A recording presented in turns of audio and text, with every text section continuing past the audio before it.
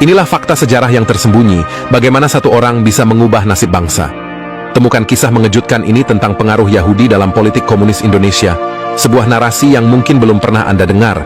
Ikuti kami dalam perjalanan menyingkap lapisan sejarah yang terlupakan ini. Yuk, kita mulai videonya. Assalamualaikum warahmatullahi wabarakatuh. Sobat channel Kabar Langit, dalam laporan khusus ini, kita menyoroti keberadaan dan peran komunisme di Indonesia, terutama melalui Partai Komunis Indonesia (PKI). Sejarah mencatat bahwa PKI pernah berada di pusat panggung politik nasional dengan segala kontroversi yang menyertainya. Salah satu aspek kontroversial tersebut adalah dugaan keterkaitan antara Yahudi dan komunisme internasional, termasuk di Indonesia.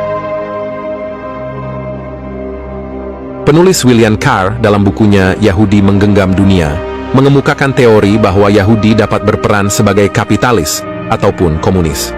Menurut Carr, gagasan komunisme telah dirintis sejak akhir abad ke-18 oleh pemilik modal internasional, mayoritas berdarah Yahudi, dengan tujuan mendirikan pemerintahan ateis dan diktatorial. Carr mengacu pada temuan Kohn, seorang guru besar politik Jerman, yang mengklaim adanya bukti bahwa pemilik modal Yahudi mendirikan perkumpulan rahasia di bawah naungan The Grand Freemason Lodge. Lebih lanjut, William Carr menyatakan bahwa tokoh-tokoh Yahudi memilih Karl Marx dan Friedrich Engels, keduanya berkebangsaan Jerman, untuk mengembangkan konsep yang dibutuhkan dalam dominasi global. Karya mereka, Das Kapital dan Manifesto Komunis, didanai oleh tokoh-tokoh Yahudi internasional untuk distribusi global sebagai bagian dari strategi revolusioner. Sobat channel Kabar Langit, keterkaitan antara Yahudi dan komunisme juga tampak dalam sejarah Uni Soviet, di mana Komite Sentral Partai Komunis didominasi oleh orang-orang Yahudi. Menariknya, Uni Soviet menjadi negara kedua yang mengakui negara Yahudi Israel di Palestina dan bahkan menyatakan kesediaan untuk intervensi militer guna melindungi Israel.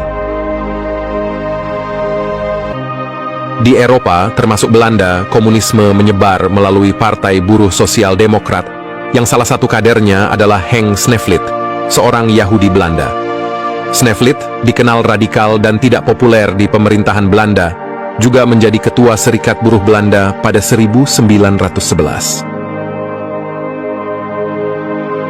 Keterkaitan ini menimbulkan pertanyaan mendalam tentang peran dan pengaruh Yahudi dalam gerakan komunis, baik di Indonesia maupun secara global.